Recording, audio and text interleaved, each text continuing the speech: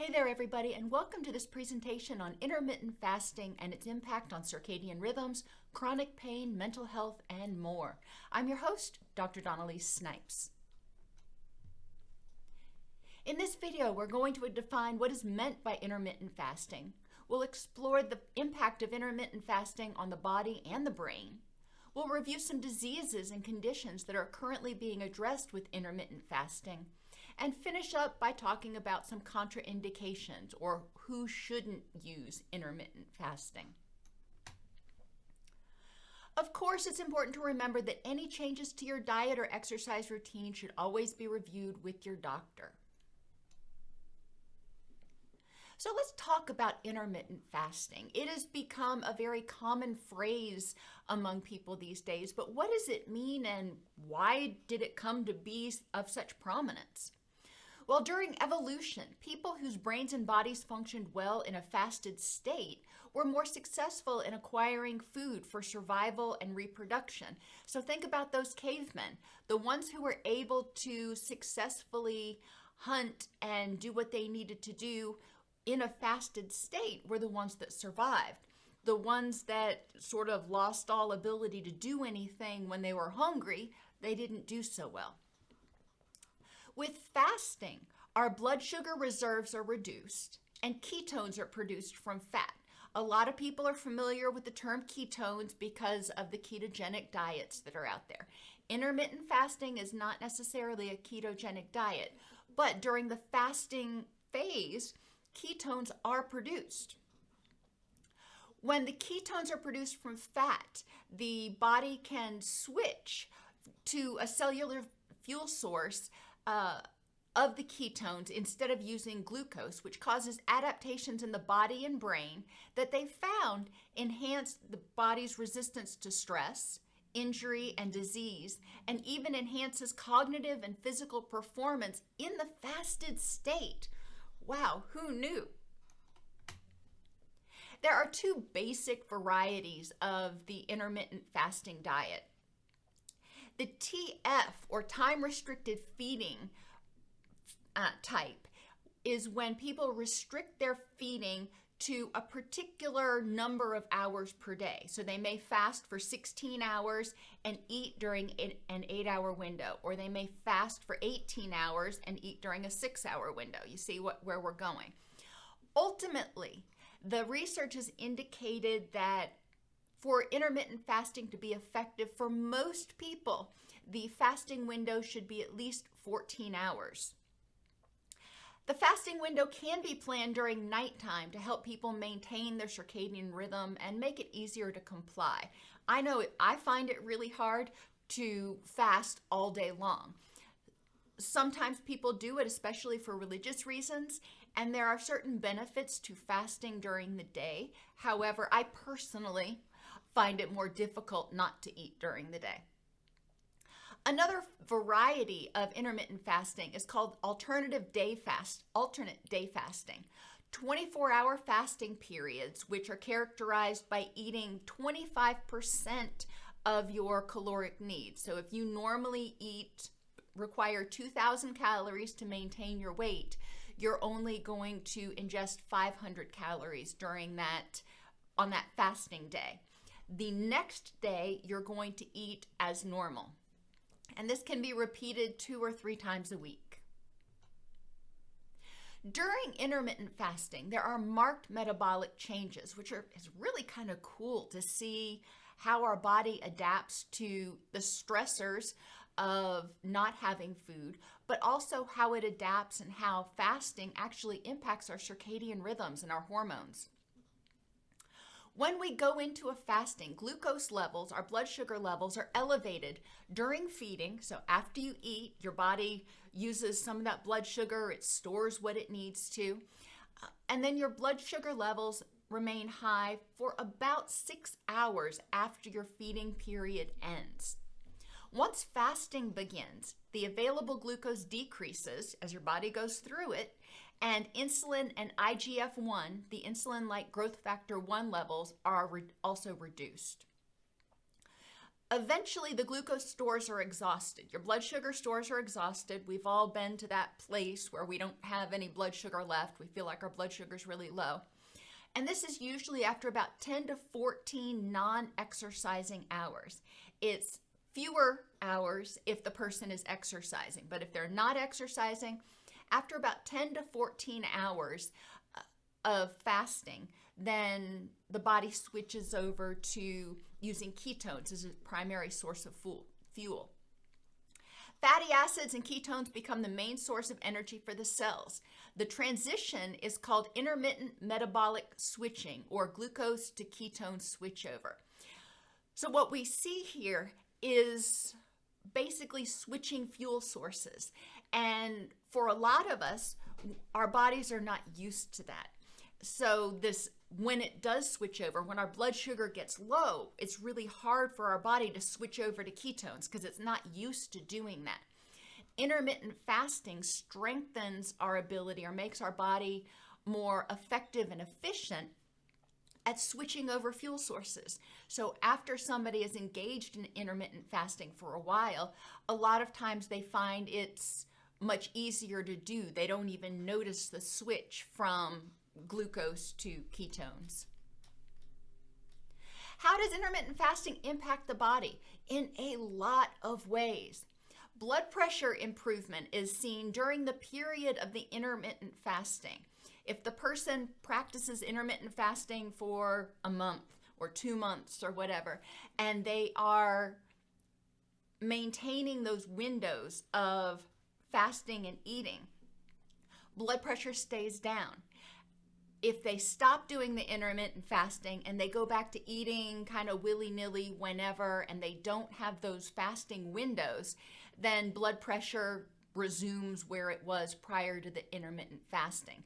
So this isn't something that somebody can do for a month or even 3 months and then go back to their old habits and have the changes persist. It's something that we're really looking at as a lifestyle.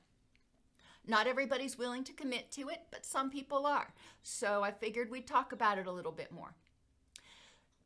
During intermittent fasting, brain health is also improved. During that fasting state, we see the release of brain-derived neurotrophic factor, which is a hormone that promotes neurogenesis and neuroprotection.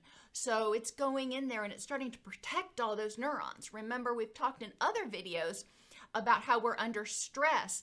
The glutamate levels and the excitatory neurochemicals can get too high. And when those chemicals get too high, we see neuronal destruction. Well, BDNF actually helps protect or buffer against those excitatory neurochemicals, so we see neuroprotection instead. Cognition is actually improved. Glucose, blood sugar, or ketones can be used by the brain for energy. Intermittent fasting improves the switch between the energy sources. So when your blood sugar gets low, especially if you're not used to intermittent fasting, your brain has a hard time switching over and going, oh, I can pull from the fat resources for energy. Once you've done it for a while, it switches over sort of seamlessly. Fat is a much denser source of energy at about 9 calories per gram.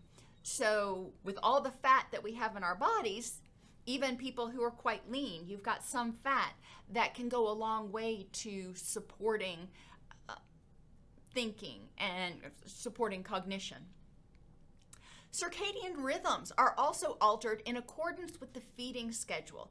They find that when the fast is broken, when the person starts to eat, is when their circadian rhythms are altered. And so the feeding itself serves to help set the circadian rhythms. If you watched my video on circadian rhythms, you know that activities, daylight, and internal and external temperature all help set our circadian rhythms. When we eat, what happens? Our internal body temperature goes up a little bit. Cholesterol, total cholesterol and low density cholesterol levels are improved in intermittent fasting. Collagen. Interestingly enough, wound healing is also improved in intermittent fasting. If the body is in a fasted state, it tends to be able to heal much more efficiently. And I didn't really understand all the neurochemical aspects of that, but the studies that I looked at were very clear that certain hormones and chemicals were released that supported the healing of skin-based wounds. Energy and motivation is also increased alertness, arousal, and increased mental acuity. And we're going to talk about why this might be when we get down to the impact on mood. Heart disease. With intermittent fasting, the studies have shown a reduction in atherosclerosis, which is the inflammation and narrowing of arteries due to plaques. That's kind of when we talk about getting those clogged arteries. Intermittent fasting has been shown to help reduce some of that inflammation and reduce the buildup of those plaques. And insulin levels. Intermittent fasting has been shown to reduce fasting insulin, which is a known contributor, interestingly enough, to cartilage degeneration in osteoarthritis. So people who have high levels of fasting insulin evidently have increased cartilage degeneration, which eventually leads to arthritis. So it's another one of those buffer things that can be really helpful. In terms of inflammation, there's a reduction in generalized pro-inflammatory factors, including homocysteine, interleukin-6, and C-reactive proteins in people when they are engaging in intermittent fasting, when they're switching back and forth and they're giving their body that break from constantly having insulin levels elevated. They find that inflammation goes down. And in the microbiome, intermittent fasting positively modulates the microbiome and has more beneficial effects than a water-only fast. So one of the studies that I looked at a water-only fast or a intermittent fasting like we talked about that has, on the fasting day, the person consumes up to 25% of their needed calories. And they found that in terms of the microbiome, the gut seemed to heal itself better and it balanced out the microbiome more effectively if it did have some nutrients even on the fasting day. Now, I told you we would talk about what intermittent fasting is being looked at or researched for, and it's a bunch of stuff. In terms of Alzheimer's and dementias, intermittent fasting has been shown to be helpful, partly because it reduces inflammation, but partly also because it improves the brain's ability to use glucose and switch over to ketones when needed. Autoimmune disorders, including Crohn's, colitis, rheumatoid arthritis, ankylosing spondylitis, asthma, and diabetes, have all been shown to show some improvement under intermittent fasting. Now, is it going to be the be-all, end-all treatment? No, but it is another tool in your toolbox.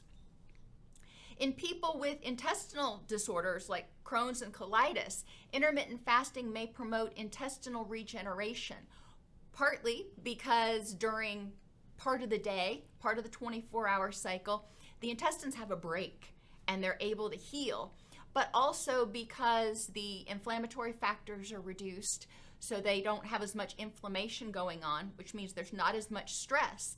And we know when the body senses stress, whether it's physical or emotional, it alters the microbiome, and that stress microbiome can contribute to intestinal inflammation and flare-ups. In terms of cancer, there's been a lot of research on intermittent fasting with cancer. When people engage in intermittent fasting, it increases adiponectin levels and upregulates downstream signaling pathways, which may be useful as an anti-cancer agent. So this adiponectin is a really interesting chemical that they're looking at for helping reduce tumor proliferation. The use of the intermittent fasting diet increases adiponectin levels even if there's no change in weight. So we talk about intermittent fasting, and I keep using the word diet, and I'm just using that term as a method for ingesting food. I'm not talking about necessarily weight loss. But they found that the adiponectin levels, this chemical, is increased in the body when the body becomes more effective at responding to insulin, more effective at switching over to ketones. Even if the person doesn't lose weight, even if they are still, quote, clinically obese. Although they found that people that are in a normal weight range, which is a BMI of 18.5 to 25, and y'all know I don't like BMI measurements because they don't capture the whole picture. But in terms of the studies, they still use BMI, so that's what we're going to use for a point of reference here. But people with a BMI of 18.5 to 25 tend to have better adiponectin levels. And if they're within that normal weight range, and then they also begin using intermittent fasting, there's an increased improvement in their adiponectin levels. Some studies have found reduced cancer activity when fasting during activity periods.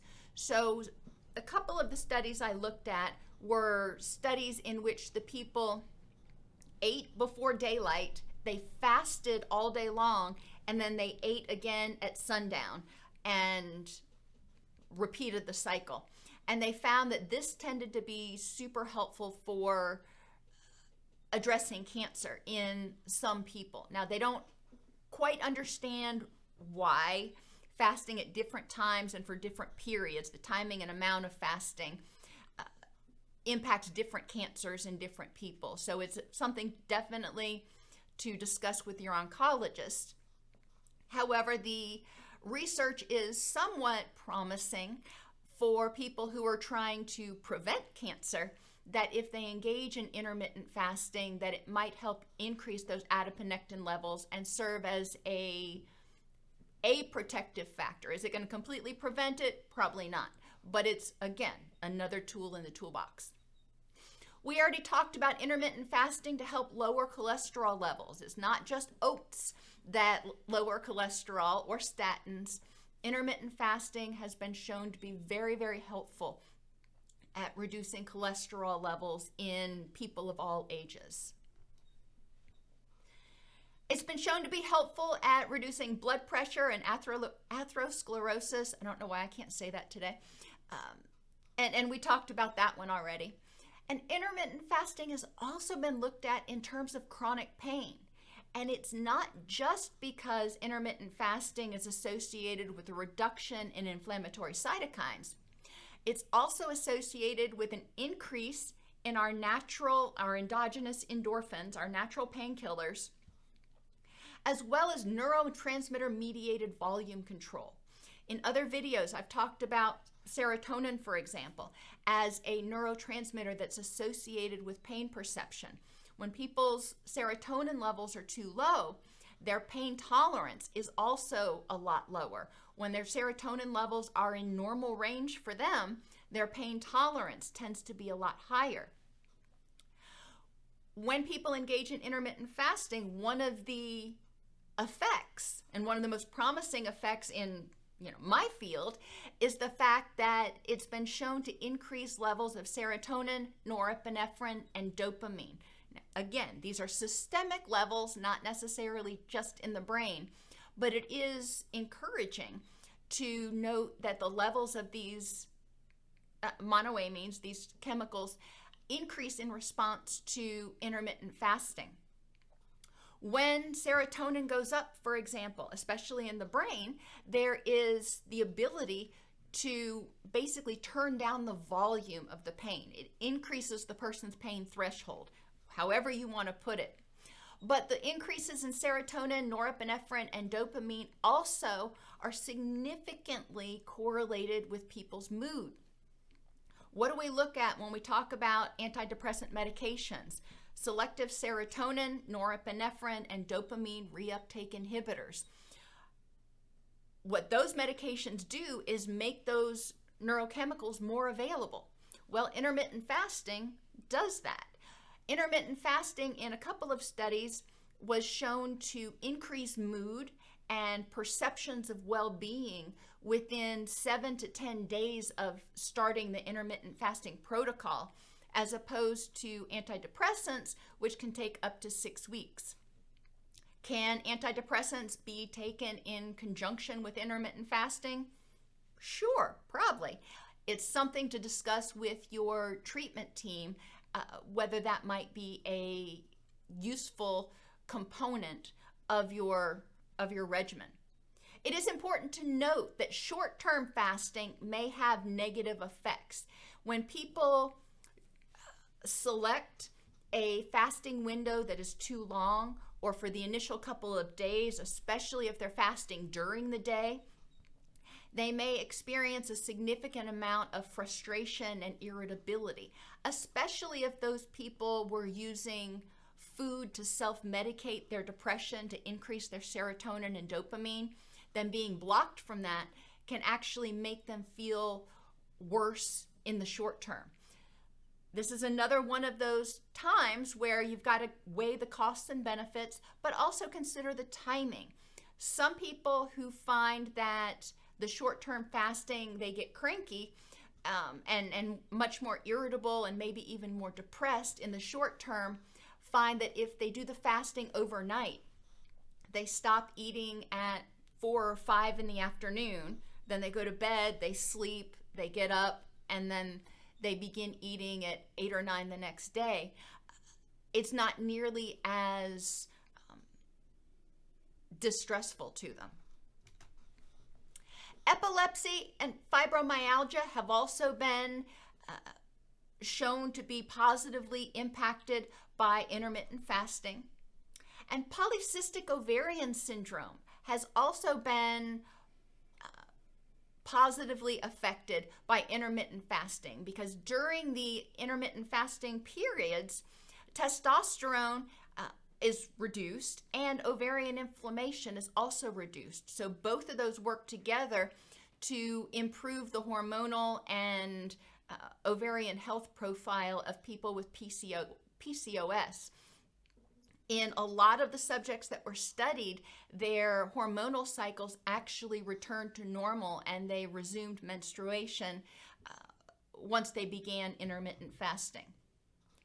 Parkinson's disease is another condition for which intermittent fasting has been shown to be somewhat helpful, as well as sleep phase disorders, since intermittent fasting alters when cortisols peak, and it can help the body set its circadian rhythms. Remember, your cortisol levels are supposed to peak first thing in the morning and then decline throughout the day. Well, when people are engaging in intermittent fasting, if they are sort of manually setting when those cortisol levels peak, then they are better able to set their sleep phase. They're better able to time when their body is going to start releasing melatonin, because it's a gradual decline of the cortisol until the release of melatonin. They also have shown, though, that for people who are engaging in intermittent fasting, there's an increase in REM sleep. So people with sleep disorders that involve a lack of REM sleep may find that this helps improve their sleep quality. In terms of contraindications, there's not a lot. Obviously, you need to talk with your doctor if you've got diabetes or cardiovascular disease, or if you're on medications, to make sure that you do it in a way that is helpful. Likewise, if you have any mood disorders, definitely talk it over with your treatment providers to make sure that you don't trigger something. There was one study that I looked at in which people with bipolar disorder were able to trigger a relapse in their cycling, or triggered a relapse in their cycling with intermittent fasting. But then there were other articles that talked about an improvement in the bipolar symptoms in in people with bipolar disorder. So the evidence is kind of mixed for people with bipolar disorder. Likewise, for people with schizophrenia, remember that schizophrenia is associated with too much dopamine.